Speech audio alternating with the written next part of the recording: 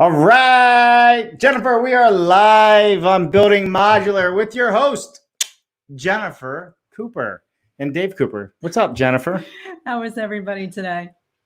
Do you ever notice how much room you have over there? And I always seem like I'm halfway I always like to up. be so close to you. That's why. Right. Okay. If you believe that one, I'll sell you ice cubes. Wait, I forgot. It's not BS Friday. Yeah, it is not BS Friday. Mark would take offense to that, by the way. Hey, everybody. Listen, this is an exciting show today, Jennifer, because from our traditional show, we decided, based on yesterday's conversation and others that we've been having, that we really need to dive deep into the why, how and why of offsite construction. And we have so much data that is compiled from all of our conversations. We attempted to put that into a presentation for you today. Yeah, I mean, each week, we have these amazing people coming on talking about innovation in industrialized construction. And I keep saying to Dave, every week that goes by, I don't know how next week can get better. I don't know how the conversations can keep improving. I don't know how we can build upon these building blocks we've established. And then the new week comes, and then we have, others who are willing to share their story, looking to connect with others, really looking to collaborate, to push offsite construction forward, to lean into the innovation that's happening and really, arm in arm, walk the walk and push forward. And it's so exciting to see the collaboration that's happening out there, that we just wanted to share some of our, favorite moments as we've been doing. And we have a lot of those, by the way. Yeah, we do. No, you're absolutely right. Collaboration is going to help us be innovative and drive the industry forward. And that's what all these shows are about. Mm-hmm. It's about bringing people to the table that have something to say that is innovative, that's making a shift in the paradigm of what has traditionally happened in our Stone Age industry called construction. Exactly. And we talk a lot about outside of industry influencers. Yeah. What are other industries doing that's working for them? And a leader that Dave and I have been going to for a very long time in the entrepreneurial space is Dave Ramsey. And if you're not familiar with Dave Ramsey, he's really built upon, it is Bible-based. It is. It's an entree leadership program, but that's not a Bible thump, though. Right. It's not that, because I couldn't stand that either. But it's really about being a servant leader and understanding business and understanding partnerships, and it really helps you. So if you're a small business, that's where some of our conversations are coming from. And we're not pushing or preaching Dave Ramsey. We're going to show you something from one of his live broadcasts. Right. So if you're familiar with Mike Rowe. Dirty Jobs. I know. Dave Ramsey recently had their annual summit, the Entree Leadership Summit, and we had the honor of being invited to attend. And in full disclosure, what we're about to show you is a screen grab. So don't get, But we've given all the credits, and it's also on the presentation. So we're not stealing anything. This is where it came from. And it's nothing that Mike hasn't said before, but he says it so succinctly. And one of the things that I'm constantly surprised of with Entree Leadership is the attendance by people in the construction industry. I would say that it's a lot of people. Like 7 out of every 10 questions that were presented during the summit came from somebody in the field of construction. And what that tells us is, number one, there are people in our industry looking to do better, looking to be better, looking for ways to improve their process and the client experience and have a little fun along the way. So I was super excited to see that. And I mean, Mike Rowe is Mike Rowe. Who doesn't love Mike Rowe? Yeah, absolutely. Why don't we get into it here and show them what we are talking about? So bear with us for the next minute or so. Just 1 minute, and then we're going to be back, and I'm going to do all my like and share and all these other things, and say hello to people like Jerry McCullough out there. All right, here we go. That for whatever reason, people weren't excited about. Give us a thumbs up if you can hear okay. It worked. Yeah. Fans of the show helped me build a trade resource Let us know you can hear that. Trade resource center that pretty soon in all 50 states, we were directing people into vocations that were not getting any love. Today, we're primarily, we still do that, but we're also a scholarship fund. We award work ethic scholarships, and we do that exactly for the reason, or as a kind of an answer to the question you posed. I didn't know how to measure the impact of a PR campaign. I didn't know if I was really doing any good, but for some apocryphal evidence, very, very broad strokes. But after 13 years now, I can go back and talk to somebody who went through the program, who learned to weld 5 years ago. And today, to sit down and talk to that person who's making $125,000 a year, who doesn't have a penny of debt, who turned a welding certification into a plumbing certification, and then a heating and air conditioning, and then electric, and now they got 4 vans and 20 employees, right? That's how you know you're moving the needle. You have to stick with it, and you have to follow up with the actual individuals. But again, it's micro, macro. On the macro level for me, I'm deeply concerned about $1.5 trillion in student loans on the books. I'm deeply frustrated by the fact that we're still telling kids that the best path for the most people is, surprise, surprise, the most expensive path, right? We're lending money we don't have to kids who are never going to be able to pay it back, to train them for jobs that don't exist anymore. And that's bananas.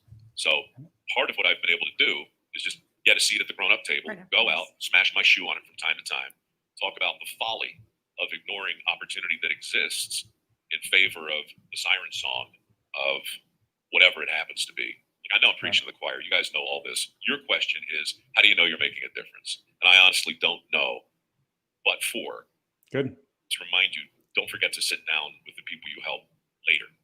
Get their stories, get it on tape, write it down, and then use social media to share it. This month in July.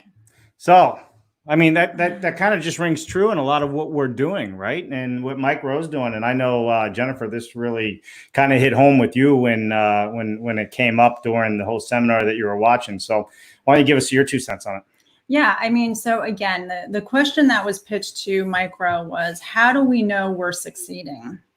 How do we know that we're providing value? And essentially, what he said was, I don't know how to measure a PR campaign. I don't know how to analyze, the information that we're putting out there, other than circle back, talk to the people that you're helping, get them to share their story. And that's the crux of what we're trying to do here, is share the stories of success.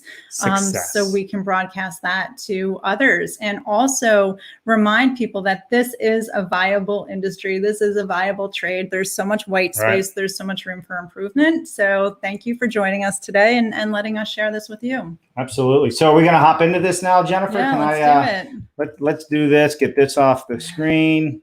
All right. Here we are. We are known for our presentations, but let's real quick, Jennifer, just say hello. I mean, the box filled up pretty quick here. All right, everybody. So if you're joining us, thank you. And also remember to hit that like and share button, because today is going to be a day where we talk about the movement of offsite construction, why it is or is not moving the needle right now. And I think that's the thing we're going to get out of this today. And be sure to subscribe on our YouTube channel. Thank you to a ton of people out there, Jude and others that have shared that YouTube channel for us. Really, really appreciate you and thank you. So let's just say hi before we drop into it real quick. Georgia from Atlanta, GA from Atlanta. What's happening, Mr. Rick Hawkins? Good morning to you. George Ryman is in. Good morning, hot Phoenix. I love it. Chicago in just minutes this afternoon. I think that's Jude. It's got to be Jude. All right. Yeah. I love it. George is asking us how we're doing it. Well, we're doing all right. George. I mean, it's hot in Connecticut. It's in like a 90 degrees today and humid, but no complaints. We're having a great time. Jerry McCullough, what is up, Jerry? Glad you could join us today from Pittsburgh, Pennsylvania. Always good to see you. Always good. All right. So the only thing that George had a comment here real quick. I can only imagine having a lot going on in my life right now, including a in-house scorpion infestation that I'm dealing with. Well, George, you're welcome to join us here in Connecticut and get away from that infestation. Sorry to hear about that, sir. Oh, that's... Scorpions in your house? They must be them little ones, right? I remember those when I was in the Army out in the desert, like in Arizona. Well, you are in Arizona. Death Valley we were at. Can you imagine? Yeah. All right. So why don't we hop into this and we'll come back to everybody else and get into some of those things. So George has a bug infestation. Sorry to hear that, George. All right. Moving into it, Jennifer. Let's hop into our screen share here. Yep. And we will go through, and I know we already jumped in. Why aren't we experiencing further growth in offsite construction? So this is the $1 million question, right? And spoiler alert, we do not have the answer. That's not true. We got a lot of answers. You just may not like them. But I think what we're trying to do is get to the answer by working together and sharing some insight from people who are very diligently working on the answer to that question. So we also want to say a special thank you for our guest yesterday, Dr. Brent Musson, because a lot of this was inspired by our conversation. So if you're listening today, a lot of this will sound very familiar to you. We really enjoyed it and wanted to share it with a larger audience. The doctor inspired us. You know who hates when I say that the most? Probably the doctor. He's such a down-to-earth guy. He's like, you just call me Brent during this presentation. And I tried to do it, but you know what? He studied real hard. And if you know his background, it's so worth it. I love it. He's got a great story. All right, Jennifer, let's stop rambling. We got a lot to get through today. So we've already done that portion. All right. Okay. So let's talk about this slide. Go ahead. Yeah. So I know we always do this. Builder Magazine, John McManus, a lot of you probably know of John or have read his material. But the good news is Offsite Construction is making headlines and, good headlines. So he recently wrote a story again in Builder Magazine, why Offsite Construction's future just moved up in time. And this was a result of obviously the current pandemic that we're going through. And the story he relates to us is about Pulte Group and their purchase of the Innovation Construction Group, right? That's correct. ICG.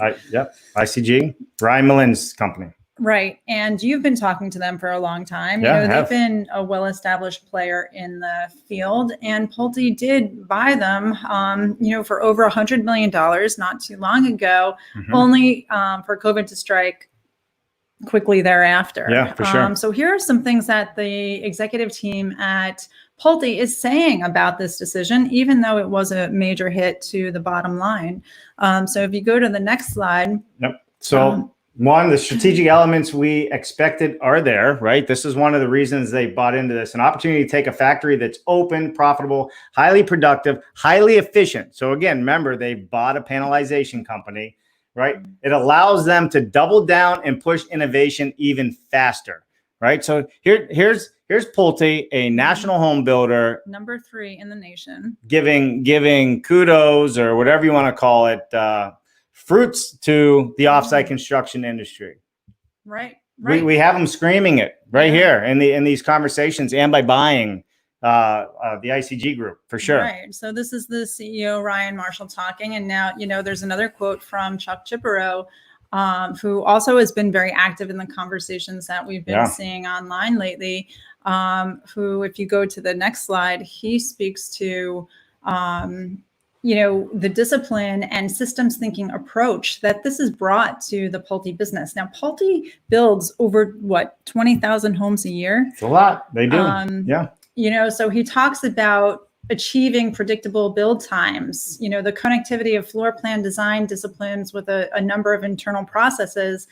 It allows them to give greater focus on customer experience and satisfaction. Well, isn't that refreshing? It is refreshing, and we preach this. But here's the thing: like, why is nobody grasping this and sharing it to the moon and back? This is the top 5 production builder in the country, and they have grasped this, and they're putting this type of information out. It makes you wonder why we're still struggling, right? Right. So these are testimonials that we need more of, right? To keep these success stories of how traditional site builders are adopting or dipping their toe into the waters of offsite construction. And even in this time, being so bullish on it. Yeah, for sure. When they're reporting to, their investors and their stakeholders and everything else. So. For sure. I 100% agree on this. All right. Here we go. Research by the McKinsey Global Institute indicates that digital transformation can result in productivity gains of 14 to 15% and cost reductions up to 4 to 6%. Now, those are huge numbers when you're a group like Pulte, right, Jen? Absolutely. Absolutely. So when you take the testimonials from the leadership team at Pulte and you combine it with the research being done with McKinsey, this is framework for and reasons why offsite construction should definitely be picking up traction and why we should be further expanding our footprint. 100%. Why aren't we? Keep going. Ah, So, that slide talked to technology, and other McKinsey reports speaks to research and development. We had a great conversation with George Casey, who helped us break down did. all the different elements of the McKinsey report and the cost breakdowns, where the savings are, where the future is heading. Right. And we spent a lot of time talking about technology and the client experience. So technology comes in a couple of different forms. It's what we all use in the business, for example, BIM. Correct. And what we all hope to be using in the Right, business. Let's right. clarify that one a little bit. I'm the assumptive close here, right? Yeah. That's the assumptive close. Right. So there's technology out there that is in strong development. People Correct. like DigiBuild, people like Modular, who are coming up with end-to-end solutions, trying to, strengthen the relationship between all of the stakeholders, right? This technology allows you to build it twice, first on paper. Then, first digitally, right? Then on paper, if you choose to put it on paper. But it's allowing us to come up with a system end to end from factory to consumer, as well as all the trades and supply chain in the middle. So it's an end to end solution that some of these companies are looking at. And that's what the technology shift is about. That's where the shift is going. And we're going to dive into a little bit more of this. I'll just plug it now. I mean, we got Joel Hutchins on from Splash Modular tomorrow. And Joel makes, on his stuff, makes some pretty big headlines, bold statements that, he's going to change the way we think of this industry. And after some conversations offline, you know what? I think he has a really good chance to do it. So that's tomorrow at 1:00. So we're going to dive deeper into technology. For sure. And what happens with technology is it helps you eliminate waste, identify issues that normally are bumped into in the field, streamline the coordination between teams and trades. All of this results in a better user experience, a better client experience. And P.S., it also results in cost savings. Cost savings in a big way too. Even the numbers we just showed on the previous form, it can be double that and it can be triple that depending on who the user is and who's taken over the process with that. Yep, and I mean, if you are a big builder, if you're a commercial builder, you know that there are contingencies put into every contract, and oftentimes they get used. I mean, we have real life examples of where folks are choosing modular construction, and those contingencies, which sometimes are in the 6-digit numbers, and bigger, they don't get touched. They get reappropriated, reallocated to future projects. So not only is there technology that can happen before you build, there's also the technology that happens after you build. And we had a great conversation with John Sicilian from Sicilian Partners, who is speaking to the digital tools that you can use as a home builder to really improve the home buying process, the home buying journey, for people who are making their biggest investment. Yeah, for sure. And he comes from an environment that isn't traditional stick building, right? And we're going to jump into this, so I won't spoil alert or anything, but he's bringing a different perspective, and that's what we need, is the perspective of how to treat the consumer, like a customer, like somebody that we care about in our industry, right? And home building typically isn't that way. There's some doing it great, but some just build it and forget and move on. And we need to change the perception of how we do this, because everybody else around us is treating the consumers as number one. Our industry has to look at that as well.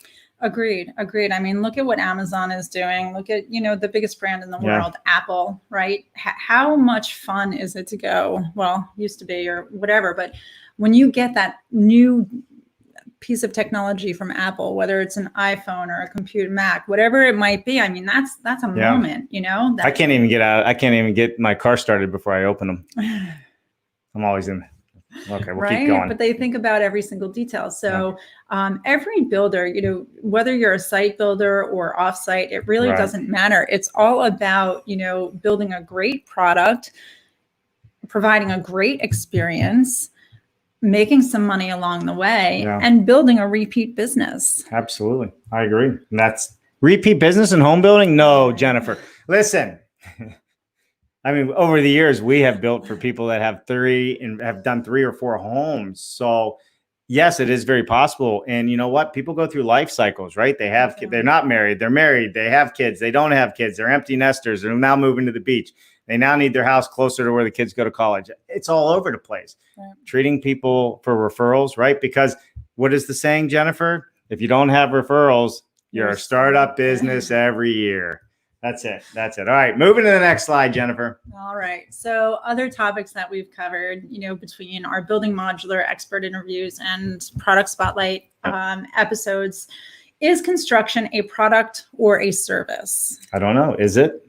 Well, in this example with offsite construction, it's actually both. It is both. You're right. Because so much of the product is being finished for you offsite in a manufacturing environment, no different than any other manufacturer who provides Apple computers or what have you. Right. And you did correct me earlier when we were going through this, because it's not a finished product, right? There is still on-site work that needs to happen. But when you think about offsite construction as it relates to kitchen pods or bathroom pods, you can sort of say, well, that is a finished product, and it's just part of an assembly process that will go into that final structure or that final dwelling. So we need to start thinking more like a service type business. Home as a service. Right. Absolutely. Right. And all of these things that we can offer that end user. And we hear this a lot coming from the think tanks, from some of the industry leaders, the magazines, the article writers, the tech companies looking at this, like Mr. Sicilian and his company, Sicilian Partners and so forth. They are looking at this as a service to customers. So let's dive into the next one, Jen. Construction within a manufacturing environment. Harris Woodward from Finish Works was just on the show, and we were talking about this. In traditional sense, modular is just stick building indoors in the traditional sense, but that's also changing. It's 100% changing. And, stick building indoors for some factories is an appropriate statement, but for a lot of factories out there, it really isn't. They've taken it to the nth degree. And I'm not saying that Harris has not taken it to that degree, but there's so much more tech involved. There's so much more, there's just so much more automation involved. But essentially what happens is when you think about construction within a manufactured environment, and you think about, the power of lean manufacturing that every industry in the world has adopted, and you bring that into construction, that just opens up so many doors. It really does. And it is opening a lot of doors. There's a lot of things happening across this country, and a lot of it is under the radar in stealth mode. Exactly. Is what's going on. And, it's kind of nice being in the position we're in because we get to talk to some of these people. But what is happening as an under the ocean roll, I guess, that's getting ready to come to the shore the undercurrent is this environment change in offsite construction with automation, with factories, pulling in more robotic technology. And don't kid yourself, they have found a way to pull wires and set plumbing automated wise. So there's some interesting things coming down the pipeline. Absolutely. And what's so fun about some of the work that we've been doing is recently Dave was able to live stream from the Good Samaritan set back in April. So that was a 16 unit modular addition, pediatric ward. Pediatric emergency ward addition onto an existing hospital emergency room. Weren't able to break through the wall, but it was. Absolutely. Go ahead. I didn't mean to cut you off. No. I was just there again, by the way. It wasn't only in April. We just did the ribbon cutting ceremony. So we were just there for the ribbon cutting. Yeah. And we not only did we get to speak to the planning committee from the hospital, we also spoke to the doctors, and we also spoke to the patients who will be using this, golden star within the community. They are the biggest pediatric facility out on Long Island. It's the busiest emergency room on the south shore of Long Island, they said. And that's a pretty big, bold statement to say for a hospital, because there's a lot of hospitals in Long Island. Right. So when we spoke to the executive from the planning committee, the first thing he said, Joe Loicano was his name, was absolutely, I would do modular again. First time out of the gate. And just remember, and John, if you're listening, 11 weeks. They set those units April 27th and 28th, and we did the ribbon cutting ceremony. Was it last Wednesday at this point? 11 weeks, they opened up 7,000 square feet of highly efficient emergency room pediatric space, concrete floors, metal construction, and MEPs like you could not believe. That's in itself is a feat during COVID on top of that. So this comes down to that last topic. 100%. And so what did the doctors say? So that came from, the planning committee. Then we spoke to the doctors, and the doctors said, we couldn't believe how much of the parking lot was not used. They were surprised because of all the other renovations and construction, right, that they had. Space is a premium at all hospitals. A lot of them are way over booked with patients, especially today's environment. So, it is amazing, Jennifer. And I think this is leaning into the harnessing the power and lean manufacturing. And this is something even Dr. Musson is very educated in is lean manufacturing. And this whole process on how the units came together at ModLogic and went through their production facility. I can't remember the word he used, but they actually built it. There was a process. They pre-assembled it before delivering it to make sure all the pieces worked. And the hospital staff was able to come out to the facility in PA and actually walk through it during the process. Big believers in this. And it went together as one of the best modular sets I've been on, period. So perfect. So we'll get those videos out there between, Scott Henkel from ModLogic and conversations with Jim Gabriel and obviously John Bongiorno. Great examples of how the efficiencies come together, because even though they were interrupted by a global pandemic, they actually beat their deadline. They did. They truly did. Well, but have you ever met John Bongiorno? John Bongiorno. I said his name wrong, and he looked at me like, I'm going to get you. So, but between John Bongiorno from Axis Construction and his whole team there, and ModLogic, Jim Gabriel and Scott, thank you so much. All right, Jennifer, let's keep moving here. Yes. Oh my gosh, it's already 31 minutes. I know. You talk too much. I know. I get so excited about these topics. So the next one I love this one here. All right. So, okay, here's the deal. Right. What are we doing? Are we taking Dr. Musson's approach, Brent Musson approach, and doing an assembly approach where we fabricate everything offsite and we just have a production line of putting things together, not skilled labor, putting things together. So you outsource, to your plumbing people, and your plumbing people make all the fixtures and everything in the hybrid parts that can be snapped together on site. ... Or are we talking a Katera approach where we're going to look to vertically integrate? We're going to own everything, manufacture everything, and just see where those cards all fly. And they haven't been flying very well for Katera lately. It'll be interesting to watch what they do as they come out of this, because they are reinventing themselves. So it'll be neat to watch. Or are we looking at kind of the hybrid approach? And some of the manufacturers play in this world. Steve Glenn plays in this world from Plant Prefab a little bit, not 100%, by using panelized structure, whether it's metal or wood. Most manufacturers don't do that. They usually stay in their lane. They're either wood or they're metal. They're taking a hybrid approach to build a real high custom end hybrid modular residential house. Yeah, so this is a nice range here, because when you think about assembly, you're looking at other out-of-industry players like Boeing, like Apple, like Dell, like the entire automotive industry, who has really leveraged the power of assembly approach. And there's major wins here from a society perspective, because this is a gateway to creating a trade network, if you will. You can get low-skilled workers and bring them into your assembly manufacturing location and do that onboarding, do that training, and get them acclimated and keep improving and building upon those skills, right? Yeah, for sure. I mean, and it's not, so it's just lack of skilled labor. There are hardworking people that need jobs. And, like Dr. Musson was saying yesterday, you can put these people to work in the areas where factories close down and nobody wants to, be at or invest in. These are all open facilities for this to take place. So it can be social as well as it can be for somebody who wants to capitalize on the market as well. Exactly. Yeah, no, it's definitely, it's a smart business move to do that, right? Housing costs are low, labor is cheap. That's a win-win when you're doing this, so that you take that approach.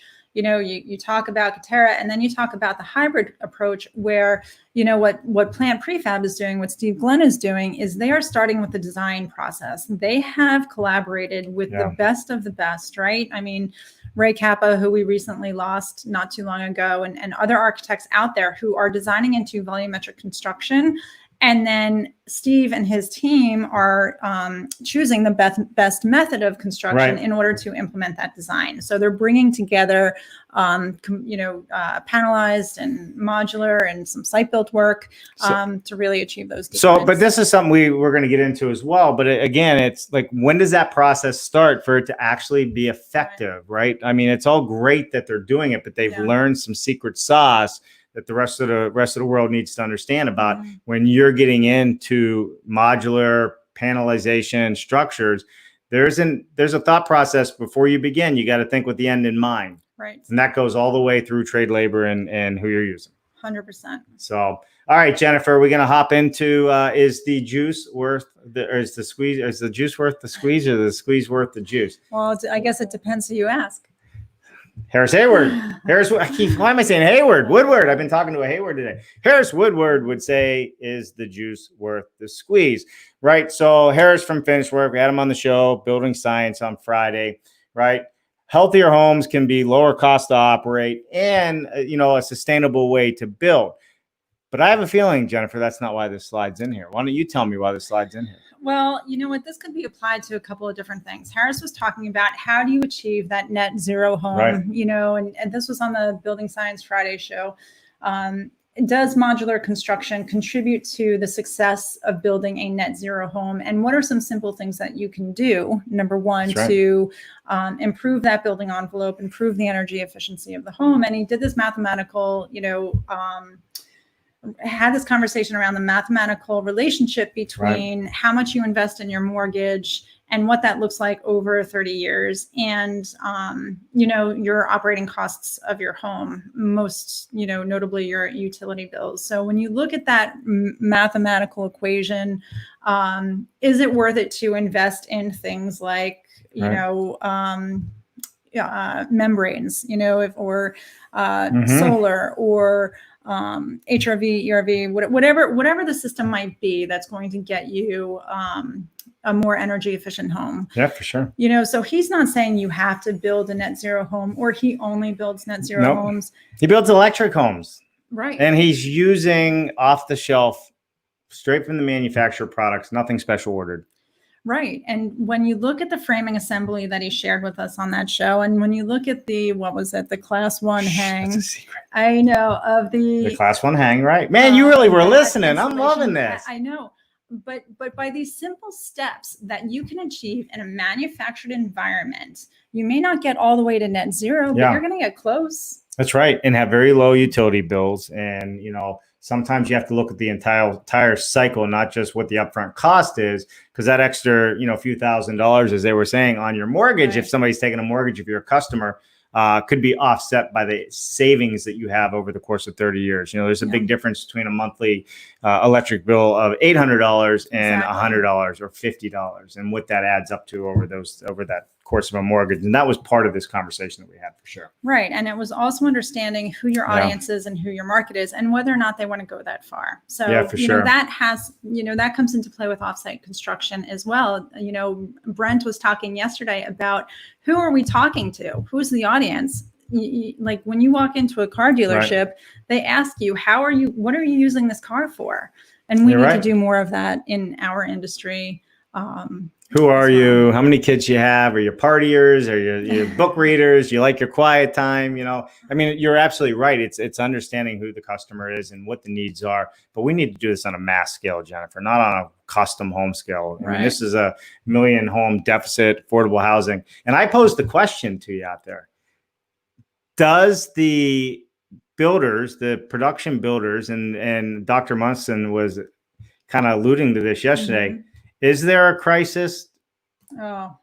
Or, and this is theory, I'm just asking, I want to know, or do they really want to solve it? Because isn't a supply issue a demand issue? And doesn't that make sense that we wouldn't want to chase that down and actually tackle it? Because if we catch up with demand, doesn't that hurt prices? I don't know. It was a good, like, I thought about it when he said that fancy word. I had to figure it out. But it's very true. It could be very plausible, right? Right. So, we're not going to dive into any conspiracy theories today to see if there really is a housing deficit of over 1 million homes. Put it in the comments. I want to know. As Greg Ugaldi shared with us Right. Just recently. So we're not going to dive into any controversy today. We just want to grow the offsite construction footprint. Right. So with that, why don't we say hello to a few folks? I'm getting shut off here. She's like, we're going down a different path. I want to know the question to that one. I love it. All right. Let me see. All right. We did this one, the in-house scorpion infestations that I'm dealing with, George. I love it. Let me scroll down a little further. All right, George Ryman, I hate bugs. I'm in Chicago by the lake in a vintage building. I love it. Man. That's funny. All right, good morning. Liked and shared. Looking forward to a great chat. Hey, Anthony, always a pleasure to see you. Hey, and Brent's on. Dr. Musson. Hey, buddy, grad school teaches tools, and MBA is super useful if you want to measure and manage. I love it. Absolutely.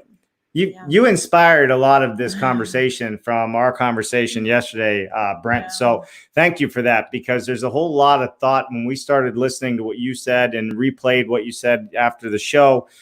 We started thinking about a lot of our other shows, and that's what kind of said, like, we need to take a moment and understand why offsite, why modular, why construction.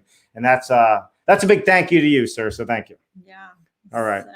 We did this already. Hey, Tiffany. Hi, Jennifer and Dave. Tiffany, the current chair of the Building Systems Council, Tiffany McCall. Nobody works harder. Well, there's a couple that work as hard as Tiffany. I can't say that. Tiffany McCall, Devin Perry, Ken Semler, all these guys. Tiffany definitely gets it. I mean, she is not only, head of the BSC right now, but she's in the trenches as well with a home building business and RWC warranty. She's talking to builders all the time, and we all have the same headaches. Yeah, and she is a builder. I know, exactly. And she is a builder. Her and her husband are builders in modular and manufactured homes, so they are out there in the trenches as well. So it's always great having leadership like you, Tiffany. That we always say in the Army, it's great that you're a lieutenant and you went to Harvard, but don't have any real world experience. Right.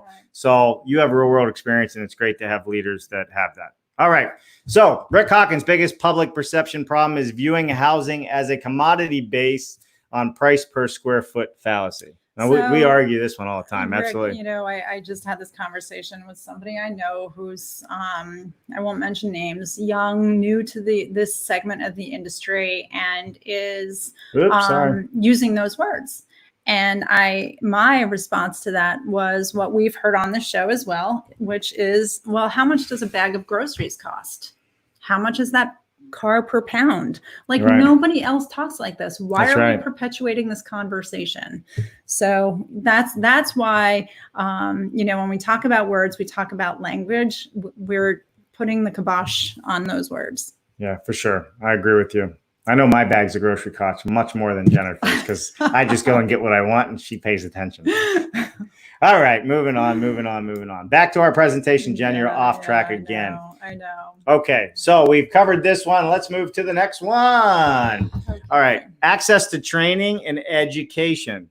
Concordia University, 61.5% of respondents said the number one obstacle to adoption in modular construction is because contractors' experience is not enough in applying modularization concepts. I know you have an opinion on this because we talked about it offline, so go ahead.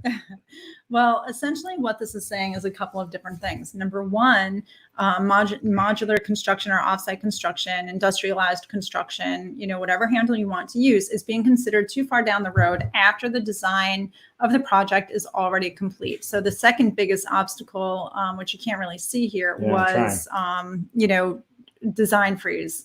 They'd already frozen the design. They couldn't go back and design into volumetric construction.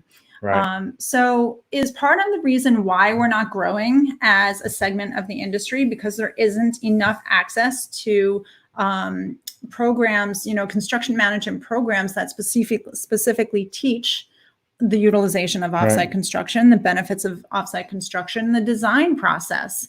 in offsite construction. So where is the tip of the spear with this issue? Right here on this show, Jennifer. We teach this all the time. We talk about offsite and design, but you're absolutely right. Where is the tip of the spear for this? It is coming. So Modular Building Institute, I mean, there are courses out there. Colleges are now offering courses in offsite construction, project management, architectural, colleges. It'll be interesting to see. Have not seen a whole lot of those, but there is somebody who's trying to make a difference in this. There is. And hopefully we'll get them on the show real quick. If you go to the next slide, something that's happening out there is Stone Pile. Is it construction? Tennessee. Stone Pile Construction College has just opened up enrollment in Tennessee. And this is by, the founders of Base 4 Design. Right. So these guys have been around a long time, and they're touching every segment of the industry, and they do a lot of obviously design work in the space. And so, kind of the same thing that we're saying is, well, where do you go to learn this stuff? That's right. We had Sarah Logan on from BBC Studios, gosh, a couple of months ago. She does, she's head of design for Volumetric, Vaughn Buckley and his group. And we asked her that, where do you go to learn volumetric construction? And she partner with somebody. Answer. Yeah, she said partner with somebody, flat out. Like that's the answer. All right, well, that's a good answer. Partner with somebody. It's kind of like an apprentice program. If you want to be a plumber, an electrician, find somebody to work for that will take you down that journey, or a trade school. But there's finally going to be some design schools starting to have specific conversations and education towards offsite modular construction, and Stone Pile is taking a big leap and opening this up in Tennessee. Yeah, and there are some collaborations happening. There's Clemson collaborating with MBI, and we've been talking to University of Denver. So academia. I mean, Brent, there's a lot of good work being done in this space. But now, how do we get this in the hands of people who are ready to enter that next segment of higher education? So what Mike Rowe was talking about at the beginning of the show is getting into the trades, consider the trades. We just had Etienne Gubler from SIGA. Etienne, where are you at today? Is he on here? I'm not sure. That's okay. Go ahead. But he was talking about, a gap year, an apprenticeship year before you go on to university. Many countries do that. You need to, go into the trades or get some hands-on internship or apprenticeship of some sort before you go on to university. For sure. And a lot of the European countries have you do this. Israel, you go into the military. I mean, there's things that you have to do to get real world experience in a lot of different countries. And, we should be looking at similar approaches so people understand what the opportunities are out there for them. And also, life is hard when you leave the nest. And I think people need to understand that. It is. For sure. But you learn a lot, right? I mean, think about it. And these are things that you will apply later in life. So if you spend a year as a plumbing apprentice, one of two things could possibly happen. One, you could turn into Roger Wakefield, who is like the master plumber, plumbing celebrity of the world. Plumbing, right? Yep. Or it's 2:00 in the morning and you have a leaky toilet that's driving you insane. You know how to fix it. You do. If you go to his show, it says right on there how to fix your leaking toilet. It probably says it 2 a.m. Right. So love it. All right, let's get back to our deck here, Jennifer. Yeah. So this next slide was totally inspired by Dr. Musson yesterday. And this is something that's been around since the 1950s. This is a mathematical theory of communication. All right. Let's clarify this. Dr. Musson did his research paper, and this was part of his conclusion on, and if I got it wrong, you correct me there, Doc, but this was part of his conclusion on how to get a message from a sender to receiver and all of the stuff that's happening in today's world. Right. So how do we know what our marketing message should be if we don't know who we're marketing to? That's right. Simple as that. So in this world of growing offsite construction, there are many people that we need to, or many industries, many types of people we need to market to. The end consumer, for sure. Trade partners, for sure. Yep. But what about the developers? What about the financial folks? Well, but we don't even know who we are. How do they know who we are? We all have great conversations together, but that's the hard part. Right. Absolutely. And as Brent said yesterday, it's kind of how do you break down this information, right, and clearly articulate it to somebody who doesn't understand your industry? Right. How do you get past that cultural barrier, that cultural shift where they're used to looking at, well, this costs this versus what is the life cycle of a cost, right? Right. And so there's a lot of variables here, but that's where the Shannon Weaver model of communication and Brent's research conclusion comes up is, and we're hearing it a lot. There's a cultural issue involved here as well as a communication issue. 100%. Mindset, culture, communication. This is what we're looking to solve for. So when we look at what's happening out there from Google searches online, and we look at what the consumer is actually doing, we learned from Build with Rise recently, Matt Daigle and his team, Jenny Kelleher and others, that searching modular construction is up 52% over this time last year. 52%. That's all because of you, Jennifer. Well, I would like to take all of the credit. That's not what's so happening politically now, correct. I love it. So yeah, but it is amazing, right? I mean, Yeah. It is gaining traction. People are very, very interested in this when you have the search engines going through the roof. But is it surprising either when you have companies like Google and Amazon investing in this industry? That's exactly right. Right. So they're investing in our industry. So is it a wonder why these search topics are hitting the top of the food chain? People have to ask that question and wonder why. But what I do find interesting on this chart is the use of prefab versus modular homes, and the traction prefab is gaining and catching up to the words modular home. Why is that? Yeah. So absolutely. So, when you think about modular home, it's what most of us know. And most of us know, like Rick Hawkins called out, there is a stigma attached to, the word modular. Most people think of and just to speak in the jargon, if you will, most people think of a 2-box raised ranch. You're right. When they think about a modular home. And so there is a shift toward using prefab in order to break that connection. There is, right? But I mean, that kind of leads into the conversation we've been having, and we're going to get into it, I know, in the next slide. But who are we?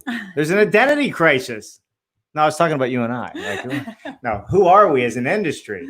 And I think that's that's a big question that we need to jump into from this, right? And I'll let you say it because you said this, but we don't even know how to spell offsite. Is it offsite or is it off-site? Like, which offsite are we? Because even me, I type offsite all the time. I go with the first one because it's less letters. And as people know, I do video because I'm not a writer. So that works for me. But yeah, there's a whole lot of miscommunication on who we are as an industry. Industrialized construction. I like it. Modern methods of construction. I love it. Modular, volumetric, prefab, manufactured, offsite. What are we? Yeah, so this is a good point. And obviously we don't have the answer. But what we do know is if we could all rally around a message, and we talk to Jerry McCaughey about this all the time. Who cares? Yeah. Who cares if you're picking modular, panelized, who cares? Just think about using offsite construction. We're not competing against each other. We're too small to be competing against each other. We all win if we increase awareness and improve demand for our product. And I know there's global differences in terms of who's been doing this, who's fully adopted it, even as it goes with the spelling of offsite, geographically speaking, there are ties to how that word is used and spelled. And I get it, that's not unique, but we have so many different handles, building systems, it's all BS Friday stuff. or Building Systems Friday. I agree. It's all good stuff. But, if we are going to do a Got Milk campaign, what do we got? Not milk.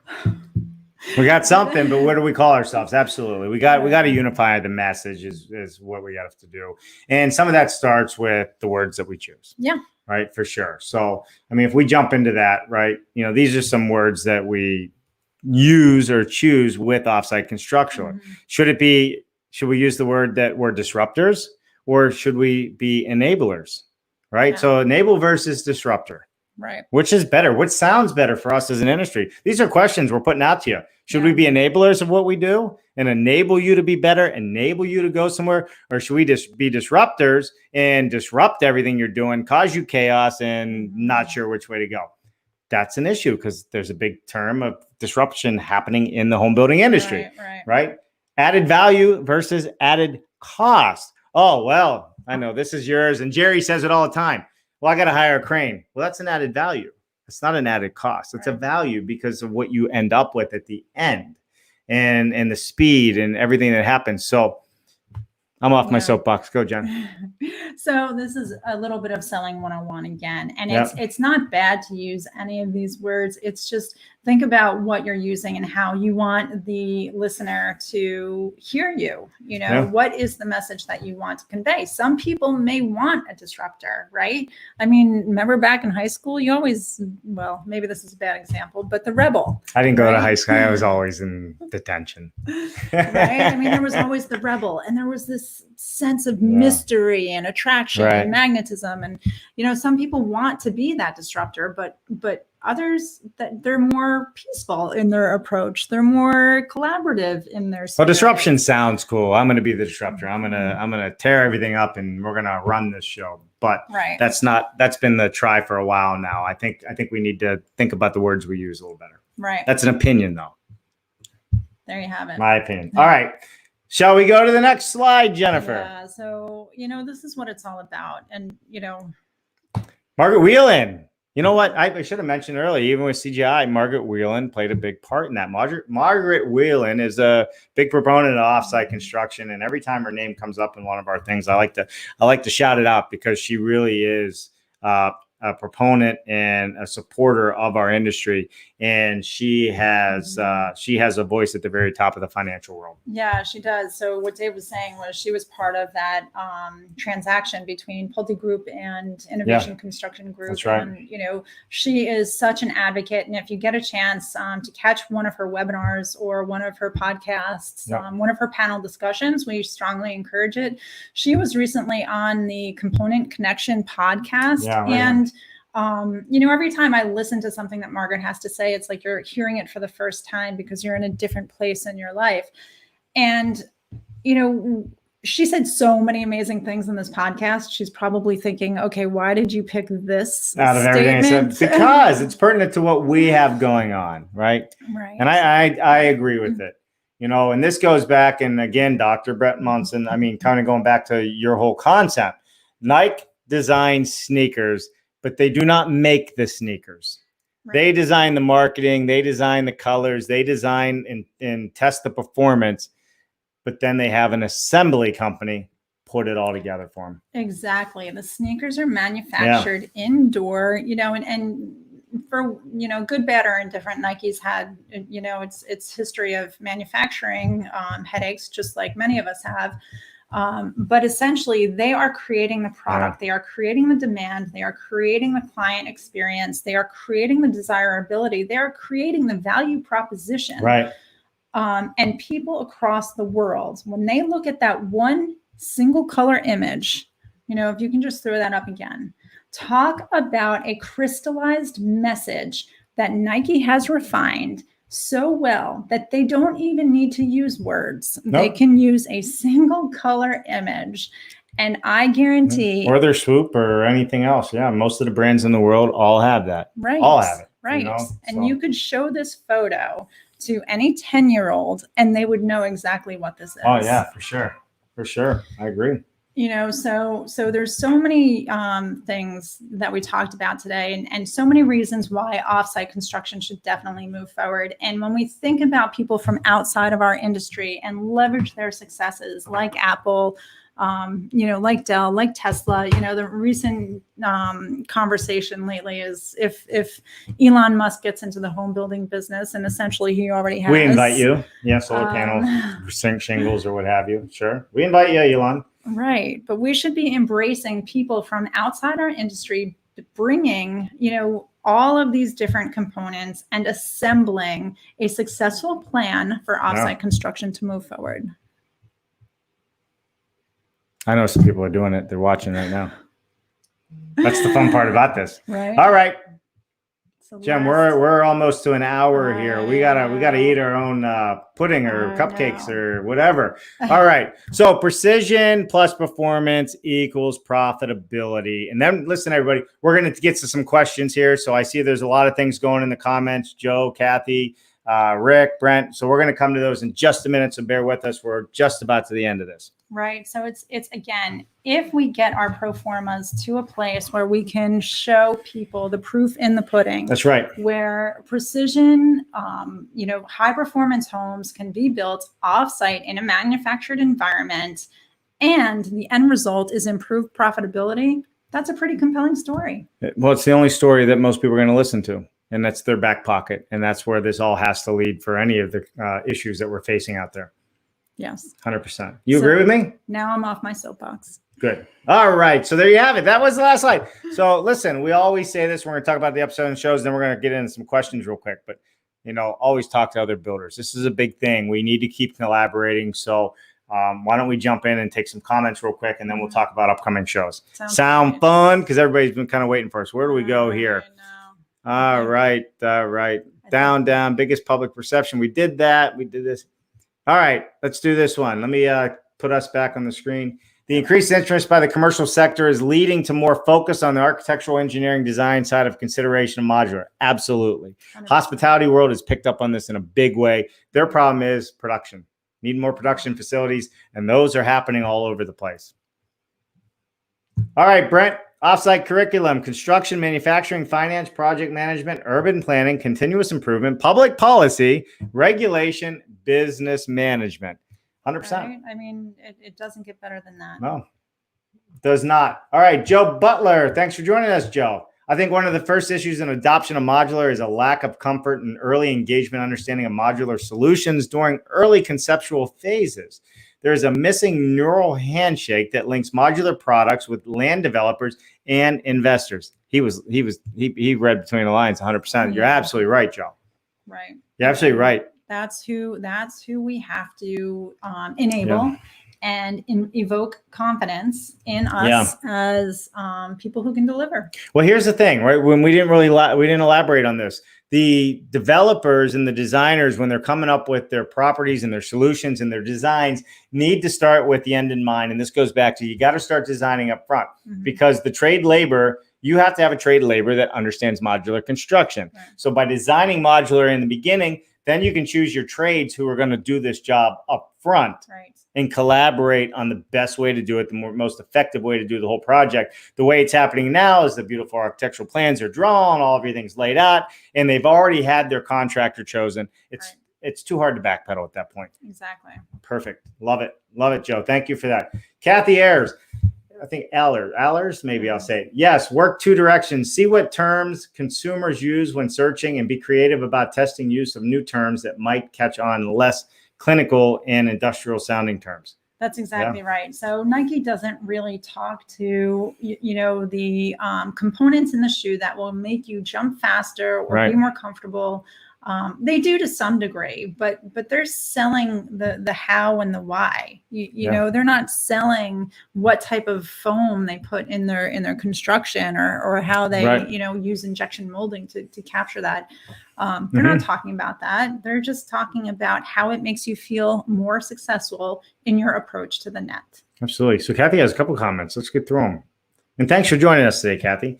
Enabling in social work is a big negative. It's people who encourage and enable someone's addiction. So, Kathy, that is an outstanding point. And this is exactly why we're saying that it's not a one size fits all. Sometimes disruptor is better than enabler. I mean, we talk about this all the time with our 12-year-olds. We're enabling them too much, right? So there is that component of language that, depending on your market segment, means a very different thing. Thank you for bringing that up. Yeah, it really does. All right, one more from Kathy. All right, consumers' decisions equal logic, cognitively processed values plus emotion. Lizard brain, knee-jerk subconscious factors. Yeah. One, I love your writing style, so thank you. Yes, I think I have a lizard brain. I think sometimes. Well, if you look it up, if you look up lizard brain and what that means from cognitive learning, you'll know what she's talking about. But it's so true. Yeah. You have to get to the crux of the emotion. Love it. Love it. All right, Kathy, exciting stuff. Thanks for this. Thank you for tuning in and your comments. And listen, everybody else, thank you for joining us. Let's show you what we have coming up tomorrow. We have our good friend Joel Hutchins coming. Oh, let me clear the screen here so everybody can see it. And go back over here. Yeah, so we have Joel Hutchins, Splash Modular, coming up tomorrow, 1 p.m. This is a person that's going to change the entire industry. Read the quotes in the event. He does have a lot of confidence, and I believe in what he's doing. I think it's really interesting how he is looking at the tech behind all this. Yeah. Thursday's increasing influence with Miles Big, so always tune in for that. We have the we have a I don't say ex-NFL football player. It's so somebody who was part of the Atlanta Falcons program of the NFL Atlanta Falcons. You can do it. And just note that Thursday's show will be at 12 noon. Big change. You're absolutely right, Jennifer. Thank you for saying that. We are breaking tradition here. Where it's going to be 12 EDT, which is 9 PST. And essentially what we're talking about is mindset, how you take your mindset and apply it to new ways and new things. So he's talking about taking an athlete's mindset into business and how to be successful in your life outside of athletics. Yeah, Dominic Ruffin. I say his name right. Dominic Ruffin. Yeah, so Atlantic Falcons, Atlanta Falcons. So there you go, Rick, Atlanta Falcons guy. So I mean, that's a great show. And then of course we have our day with Mark Willie, BS Friday on Friday. Jennifer, we have a couple other things I think I want to also elaborate on as well, because on the 3rd, we have Darren Seary coming on the show. Darren Seary used to be with Fulcrum. He made a move, and we're going to talk about that on the show and some of the other things, because Darren has been in the finance side of this and project management side of large modular construction projects for a long time. And I think it's a big deal, which is great. And then we are going to do a product launch, so to speak, with Nigel.